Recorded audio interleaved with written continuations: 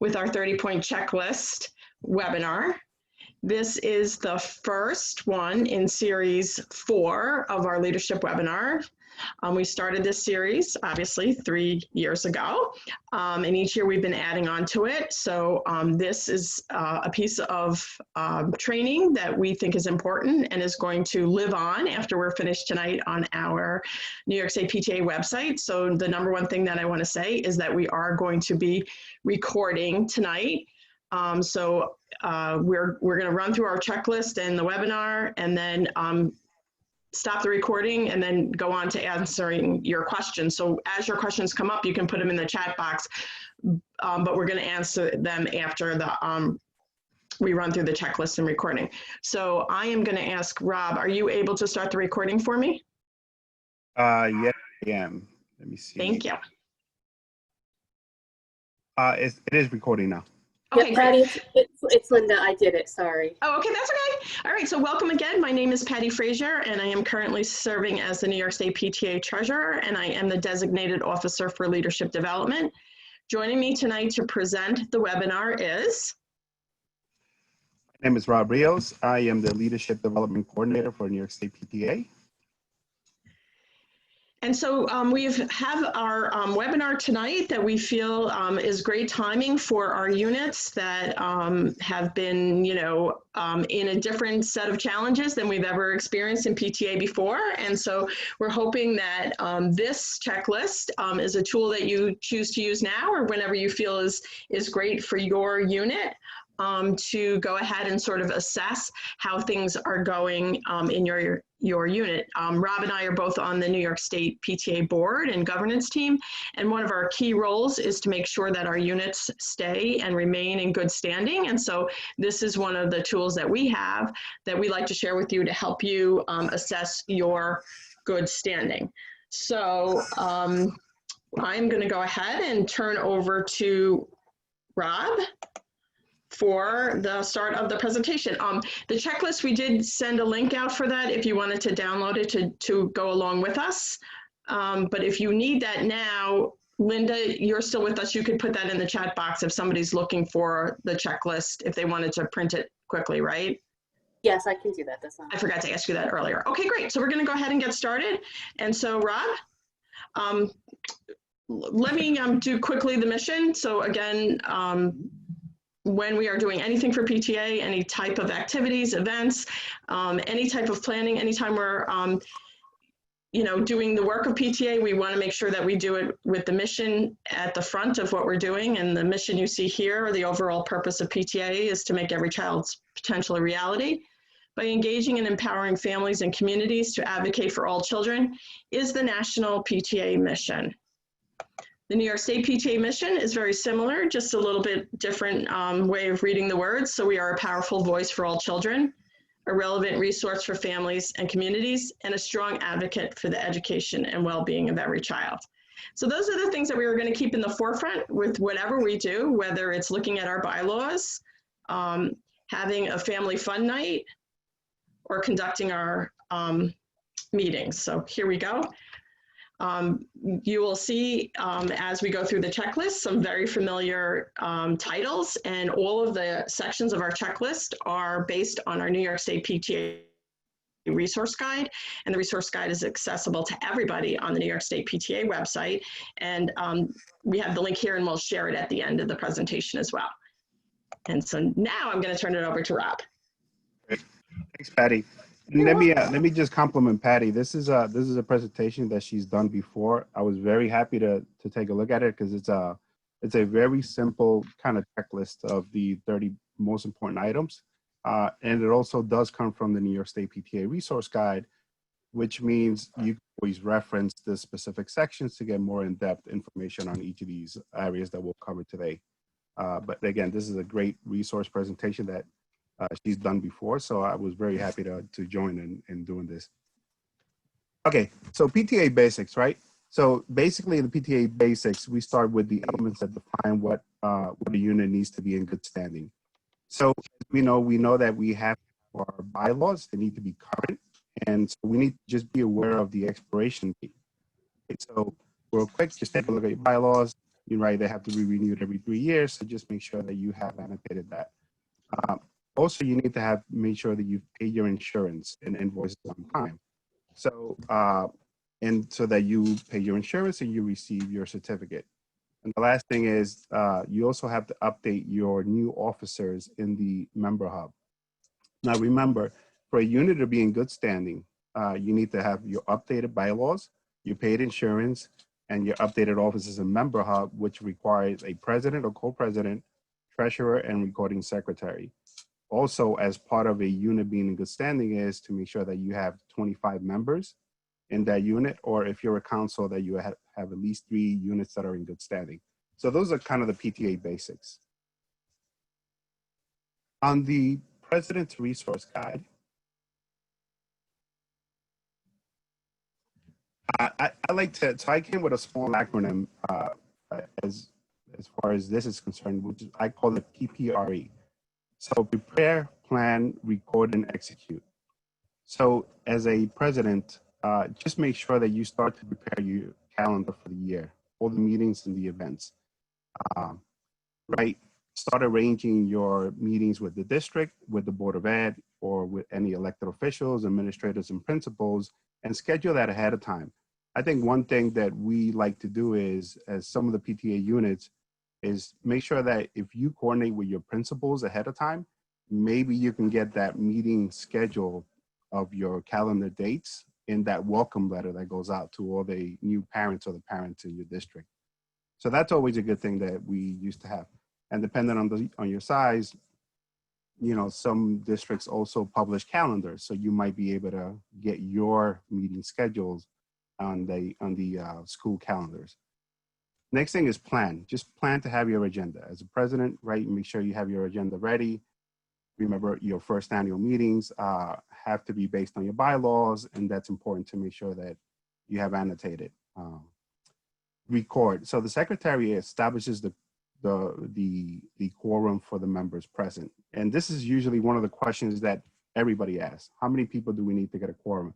So just make sure you reference your bylaws and you take a look at what is the minimum quorum that's present for that. And the last thing is obviously execute, right?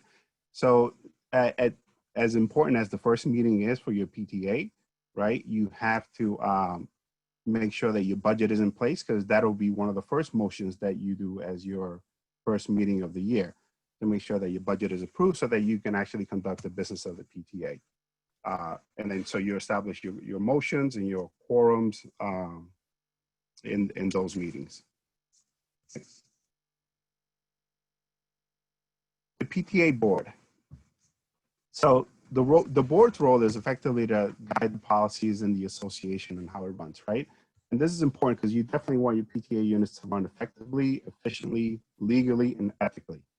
So, and if you reference the resource guide, it talks about the ABCs of the PTA. And the ABCs describes the association, which is all the members of the PTA unit or council, who the executive board is, which consists of the elected officials, past presidents, standing committees, and council delegates or administrators, and the executive committee itself, which are the elected officers. So for your PTA board, your secretary is the one that's going to record, right, all the meetings, the meeting minutes, and then bring the old meeting minutes for approvals at the next meeting. And your committees are the ones that do the plan of work. A little bit later on, we'll talk about the bylaws themselves and the procedures, and then just make sure that you have define your committees ahead of time, and as you elect the memberships for the committees, that they actually compose the plan of work of what the committee is going to do for the year, which is whether it's advocacy, the plan of work for what you'll advocate for the year as far as advocacy is concerned, or nomination committee. Oh, finance and insurance. Okay, that's my turn. So before I start the finance and insurance, one of the things that Rob and I wanted to communicate was the fact that we are talking about very traditional parts of PTA in a very untraditional time. But what we do firmly believe is that these things that we're talking about on this checklist can be accomplished through virtual means as well as our traditional in-person means. And when you are conducting your meetings, we know that sometimes the virtual online meetings, people are coming and going all the time, and sometimes like a thing like a quorum can be difficult to establish. But I think once you let your members know that you're going to need that quorum when you're doing your meetings, so that they can be on board with that and help you establish that, is a good communication tool, and it gets everybody in the understanding that we really know what we're doing as far as setting up a meeting. We do want to point out that we have all of that guidance still available on the New York State PTA website under the COVID tab of how to, different ways to have electronic meetings and to conduct business electronically using voting methods. So we encourage everybody to check out the COVID tabs for additional guidance on all of these things. So I'm going to talk about a little bit about finance and insurance, which are two separate sections of the resource guide. But the first, of course, is the most important thing that really is a guiding tool for every PTA unit, as Rob mentioned earlier, is your budget, and the budget must be balanced, and then it must be approved by your membership. If you have to make amendments, and those are always customary because we never know how a year is going to go, amendments to the budget should also be approved by a vote of your membership. We have great examples in the resource guide of what a balanced budget looks like, and so we encourage you to check that out.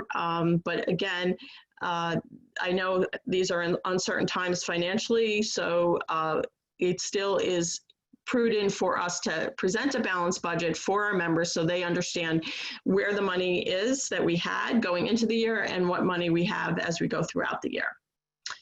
Fundraisers are planned to support our programs, activities, and very importantly, our leadership training. What this actually means is when we set our calendar of what we want to do and have our committees submit their plan of work of what they want to accomplish, we know that those have expenses attached to it. So we are going to create the bottom half of the budget, the expense lines of the budget, based on what our association needs.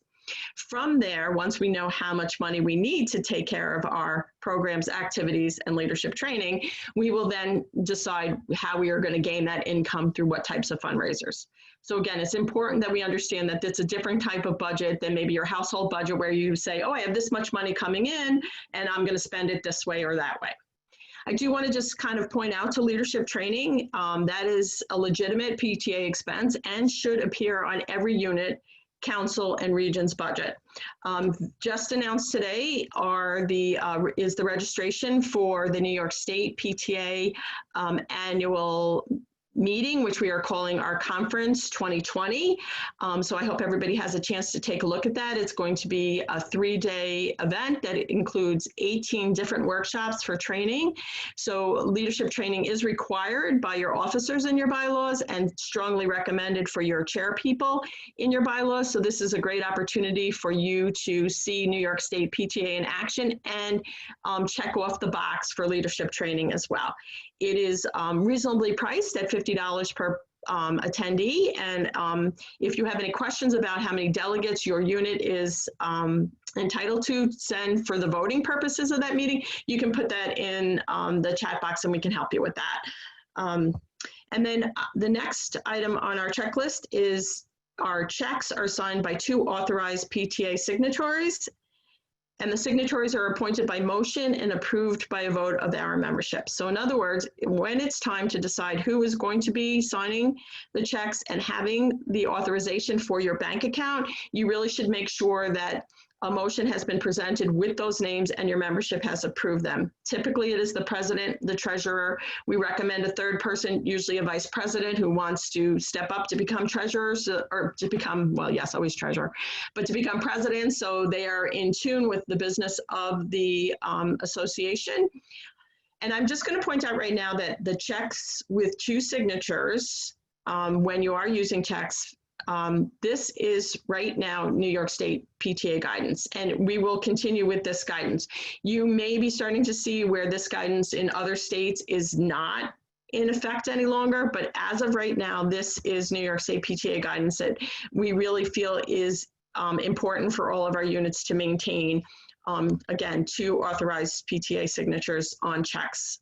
It just is a way for us to let our membership know that we are being financially responsible and not one person is in control of the funds of the association. It's the role of the treasurer to present an activity report and budget report at each meeting, and that really does include our separate board meeting or separate executive committee meetings. They don't have to be as detailed as the one that you give for your general membership, but it is important that those activity reports and full budget reports year to date are being tracked and reported. Most important about our monthly activity is our bank statement has to be reconciled and signed by a reviewer who is not an approved account signatory. Again, one more check and balance in place to make sure that we are being as transparent as possible with our funds.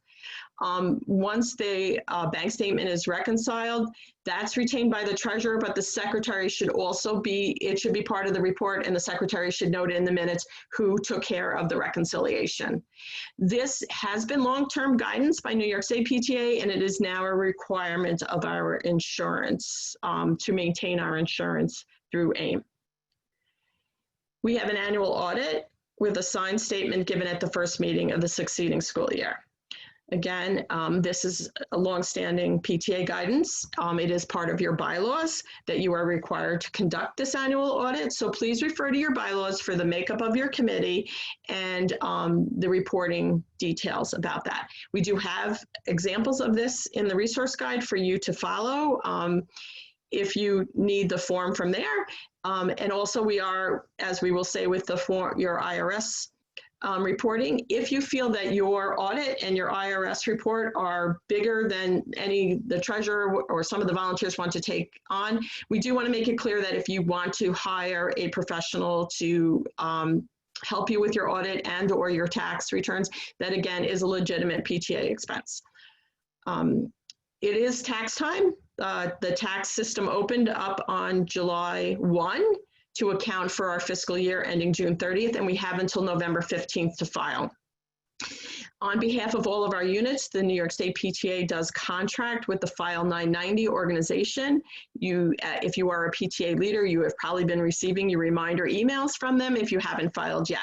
And so this is a great service from New York State PTA that makes it very easy. A few clicks for those of you that can fill out the postcard, which means your gross income is $50,000 or less. This is a great way to just kind of click through those prompts there and get your postcard filed so that you are good to go prior to November 15th. If you are higher than that, you will have to fill out the 990N or even higher than that, over 50,000. If you get higher than that, you will have to fill out the Form 990 Easy, all of which are explained in our resource guide. Again, we recommend that you not wait until November 15th. You should have everything in place to go ahead and file, even though I know that things might have been a little slower this summer with people dealing with the effects of the COVID. And then finally, when you are planning your calendar of activities and your events, it's very important that before you publish anything that you check the play, pause, and stop list found in the insurance section of the resource guide. These are recommendations for our insurance company about what they feel is the best things and the safest activities for PTAs. Those are on the play list. The pause list offers some cautions, and the stop list are definitely things that the insurance company is is cautioning us that these are not things that we should be doing based on the history of liability surrounding those types of activities. I strongly recommend that if you have any type of question about an event that you're doing and it may be on the list or not on the list and you want confirmation, the AIM company, either by email or their 800 number, is very responsive to all of our units. So just identify yourself as a New York State unit when you contact them and ask for any guidance that they might have if you are planning to do an activity that either seems like it might fit under pause or stop or doesn't appear on the list at all and you want some confirmation. And now Rob, oh, I'm continuing with membership. So I'm also covering membership. This is the membership time of year. This is it. This is our season, so to speak. And the membership system obviously opened up also July 1st, but really we know that September and October are our big times for membership. We do want, in most times, we do want everyone to be cognizant of the fact that we have asked you to consider a membership goal, and we've populated that onto your unit data of the member hub. You know, and the membership goal is kind of based on your history of what you've been able to do in the past.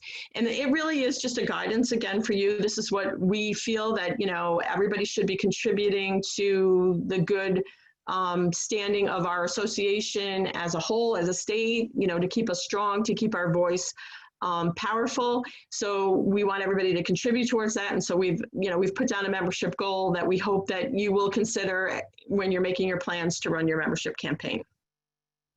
Most importantly, everyone should know what the dues are to become a member of your association, and that is detailed in your bylaws. And please know that that is a bylaw, so that you can't arbitrarily, and believe me, I did this early on as a president, had no idea that was part of the bylaws. We just kind of every year decided, oh, this year we're going to go for this for dues or that, until we recognized that we needed to be a little bit more cognizant of what's in our bylaws. So we learned the hard way.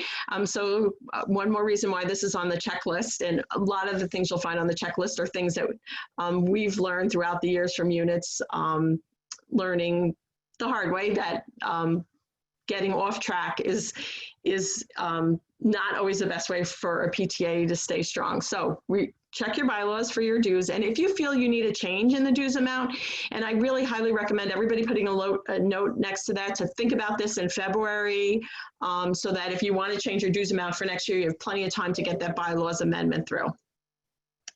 And finally, Member Hub will also give you the roster for your members, and that can be printed. And I think that's another good thing for your secretary when you're doing these online meetings, for the secretary to have the printed version of the roster. And what I do is when I print it, and then I give, I print out for a checklist for every month, so that it's easy for the secretary just to check off names as people come in, depending upon the size of your unit. Okay. And now I will pass it to Rob for the conversation on bylaws, procedures, nominations, and elections.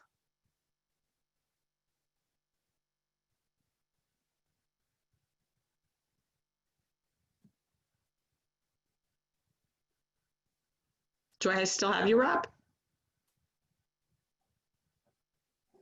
Sorry, I was muted. I know the feeling.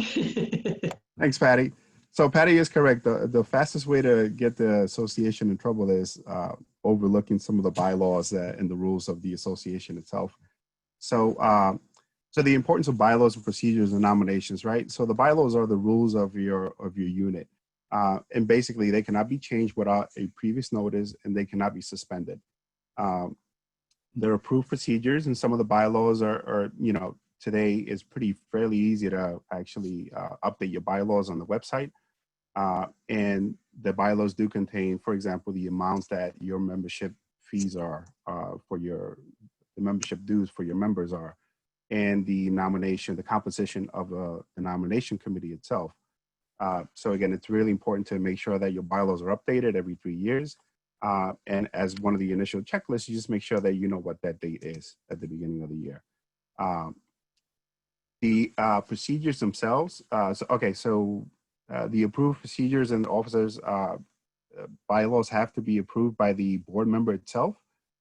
We follow our bylaws to make up our nomination committee. So depending again on the bylaws themselves, it might say that the nomination committee consists of members of the board or executive members as well, or what that ratio would be, and a number of members that are required for the nominating committee. It also denotes the amount of time the nomination committee has to be formed ahead of time. So, whether it's a month or several months before elections actually take place. And then also the vote for the new officers and when that vote will actually take place. Is it in May or is it in June? So every unit is a little bit different, and you get to define that within your bylaws themselves. And then whether you accept nominations on the floor when it comes to election times. Is it some units have 72-hour notice, or 2 or 3 business days notice ahead of time to be nominated on the floor and to submit your name for consideration. Also on the procedures, I'll footnote here on the procedures are the ones that kind of define the committees. Now, because there's been a lot of changes, our suggestion is take a look at your procedures and see if, as your unit and your association, you've defined the necessary committees for reflecting of what's happening today. So for example, we see that some committees don't have a diversity committee within their procedures that is defined. So it's good to kind of refresh the procedures and make sure that your unit and the goals that you have set out for the year, that you have the committees that are necessary and in place for some of these standing committees that are required. And the bylaws also define how the committees themselves are appointed, how the chairs of those committees are appointed as well. So again, a lot of the guidance is also available on the New York website. Next slide. And if I could just add to that before we get on to the next section, we have on the New York State PTA website, we have 2 types of bylaws, procedures, nominations, and elections workshop. We have one standard, and then also we had one that was presented how to handle these things during we call it during COVID, of course, using electronic means. So either one of those trainings are worth watching to get the further information on these particular, if you have any questions on these particular things. Another thing I want to point out about your nominating committee is the fact that a lot of us wait till spring to start the nominating committee because election times are in spring. And we're really kind of emphasizing with our units to really consider starting your nominating committee at the beginning of the year. And that gives the committee members time to really kind of vet out the people and get to observe and be on the lookout for people that they feel could really bring their skills to the executive committee of your unit. So it's something to think about now as a way to get people involved. And then of course springtime, sometimes with nominating committees, all of a sudden the election is upon us and we haven't really had a chance to finish our work. So starting our work earlier, there's really a lot of benefits to it. So basically having a year-round nominating committee. And we also strongly encourage you to have alternates to serve on that committee as well. Okay. Rob, sorry. Okay. No, thank you for that. That's a good plug-in. So for council, so I know some of the councils, for example, we start our nominating committee at the School of Instruction, which is the 2nd meeting of the year in October. And it does allow for ample time, and you get the most memberships as well on that time. Okay, advocacy. So this is something very near and dear to me, right, as the core of PTA and why we do the work we do. So just as far as advocacy is concerned, just to make sure that you include all your efforts in what you want to achieve for advocacy for your local unit or for your district or as part of council. This is very important because of COVID. We've seen a lot of parents, there's a lot of concerns, whether hybrid mode or remote mode for students and learnings. And again, these are advocacy points that we as PTA officers and members want to make sure that we're in touch with what's going on and what the parents are feeling so that we can communicate either back to the principals, to the teachers, to the districts or the superintendents, what those sentiments are and what the voice of the parents is. So again, those are part of your efforts. It's the same thing with diversity and the same thing with many other of the initiatives that you'd want to do. So just make sure that you do have a plan of work for your advocacy targets. And then of course, start to execute on those and prepare your advocacy schedule for the year.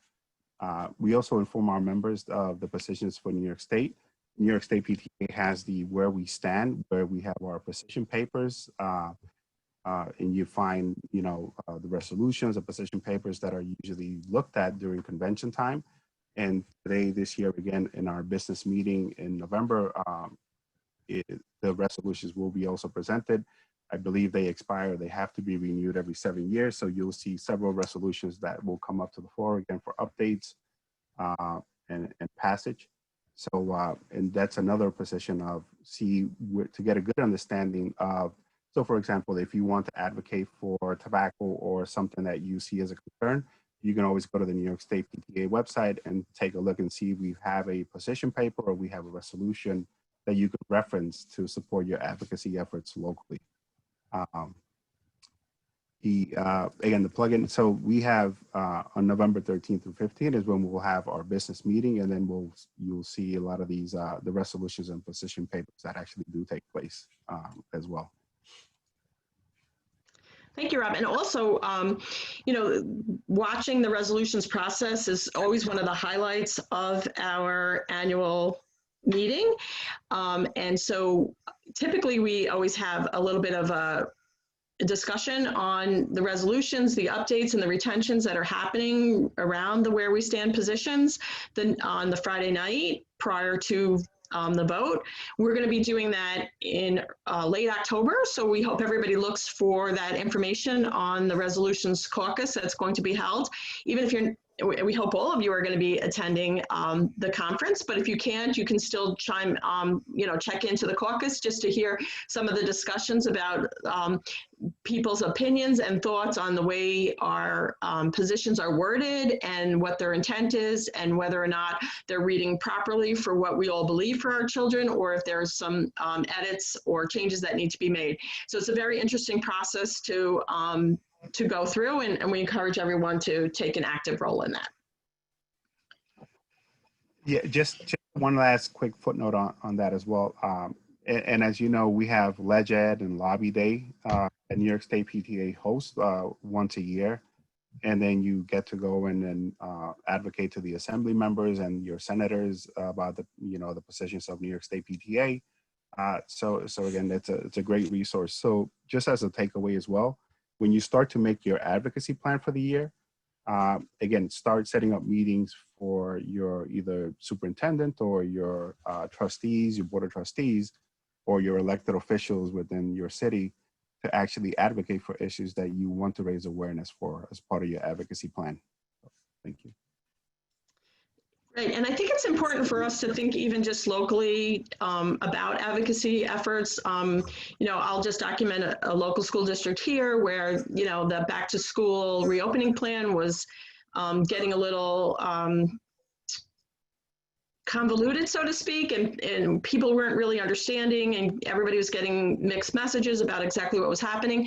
You know, the PTA got together and went and spoke with the superintendent and said, you know, we need to change the way, you know, our families are finding information out. And so, you know, just, you know, one simple meeting like that has really resulted in, you know, the superintendent making sure that he is communicating, even if it's a couple minutes every day, through a video chat to say, look, this is what we've accomplished today. This is what's working well. This is what's not working well. So, you know, let's not feel like our advocacy always has to be, you know, in Albany or in Washington. It can be done locally.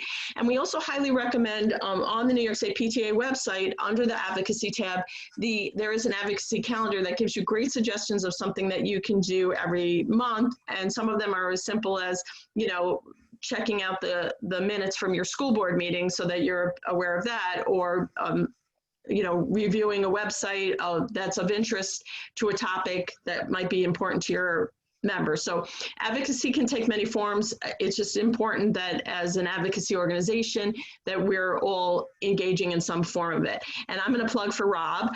Rob is going to be presenting a wonderful workshop as part of our conference about what his school district does every year. And it is in Albany, but they have organized and they have brought all of their students together to help them travel to in Albany and bring the message from the real grassroots, the students, about what they need and what they want to do to improve education. So I think that's going to be one of the highlights of our workshops, and I'm looking forward to it, and I hope you all join us for that. And so that brings us to school and community, which is really where our advocacy is happening, in school and community. So you know, I always like to reach back to the National PTA National Standards for Family School Partnerships. There's 6 of them. You can take a look at those and really start to incorporate even just one of them in the work that you do in your PTA and in partnership with your school district, your school board, your administration, you know, however, you know, you're doing your work that year. But as I said, there's 6 of them, and those of you that have reviewed them and know, the standards for family school partnerships are really what the National PTA School of Excellence program is based on. And really the School of Excellence program is really, I think, something that we all need to take a closer look at. The deadline right now has been extended till October 15th.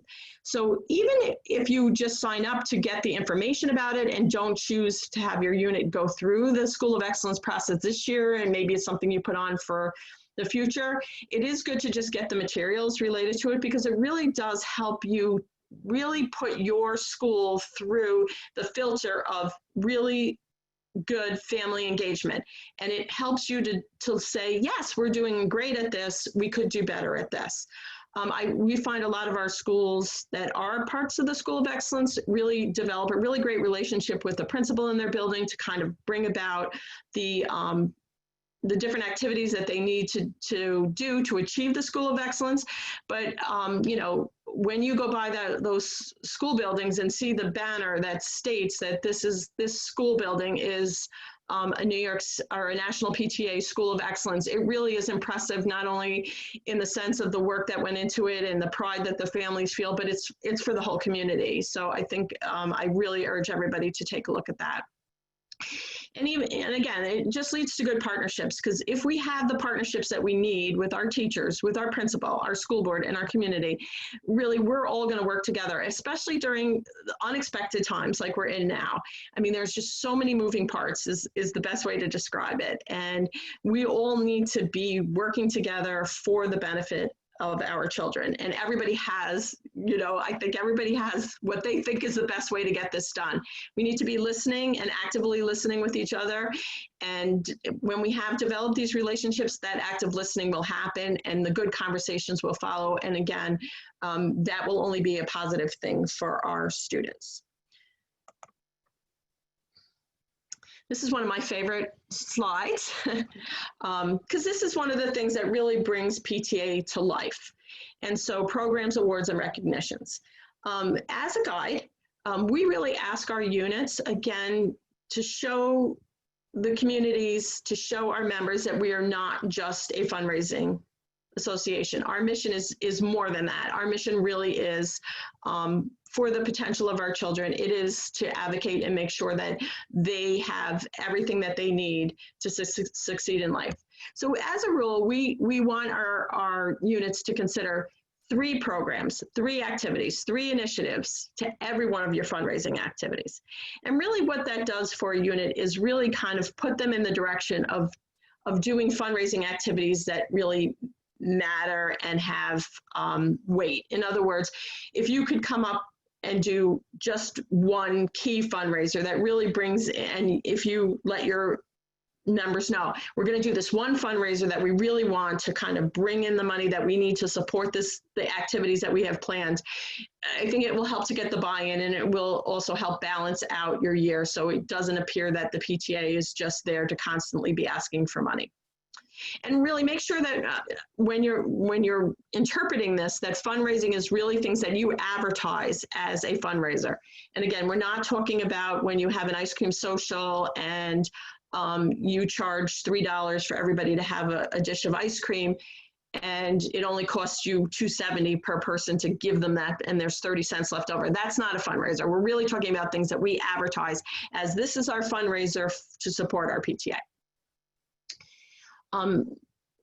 Programs, we have 2 right here through both New York State and National PTA that are drop-in for you, that we have all of the toolkits available for you to just pick up and pick and choose the things that you think will work for your unit.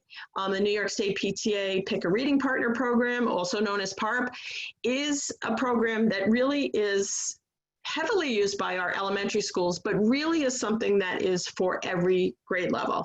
And I always will say this, that I think high schools that want to participate and creatively find a way to do this pick a reading partner type program where people are reading together, I really think that presenting that and putting that forth and sharing your information on doing that program with the rest of our units across the state would really resonate. I think people really need to see that reading and emphasizing reading does not stop in elementary school. And then reflections, I Matter Because is the theme this year. And what we love about reflections, it's for everybody.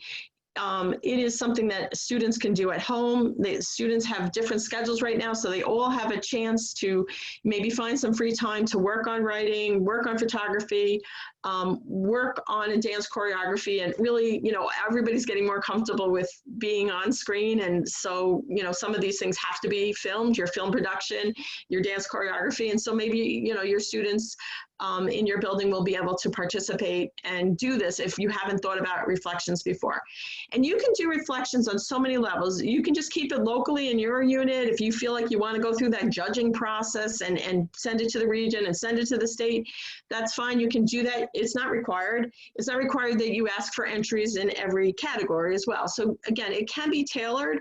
It's a very simple thing all the way up to very high level participation.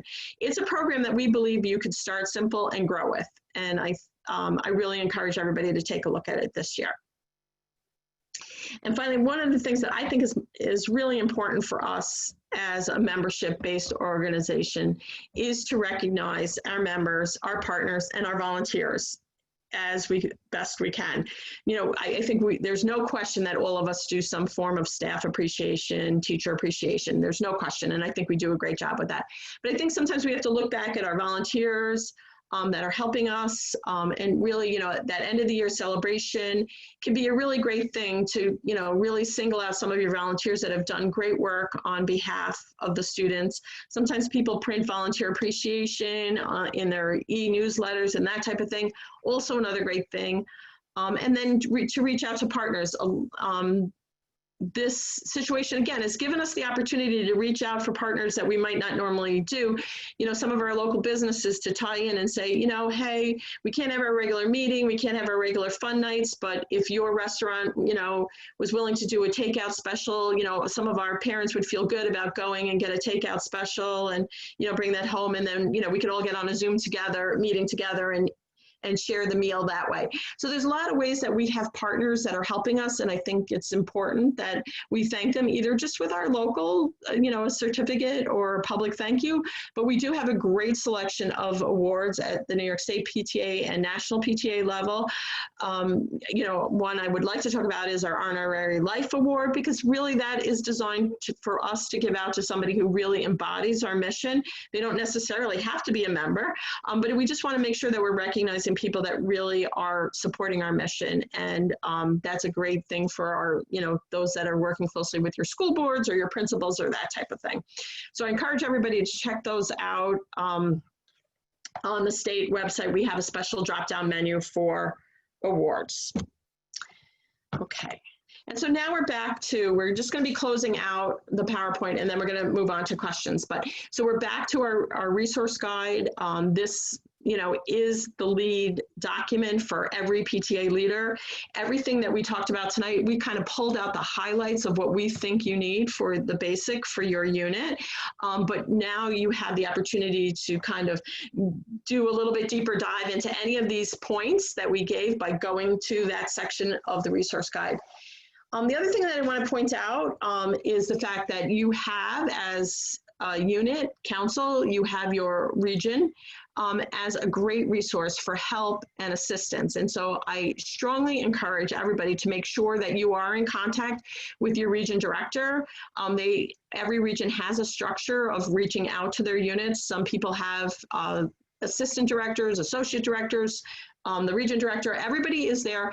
They are just like you. They have a structure with a board, and that board is set up to help with the one goal is to help the units. Just like we as New York State, our governance team, we're really here to assist the units. You support us through your dues, to New York State. We use that to kind of run the state, and we all volunteer to, you know, help share in helping our units all stay in good standing, because, you know, that's all about the power of the voice of PTA. So I strongly encourage you to develop a relationship with your region director and your region board. To get in touch, if you don't know how to get in touch with your region director, it's very simple. You just take your region name, add the 2 letters RD, and then at nyspta.org. And I will put that in the chat if we already don't have it in there.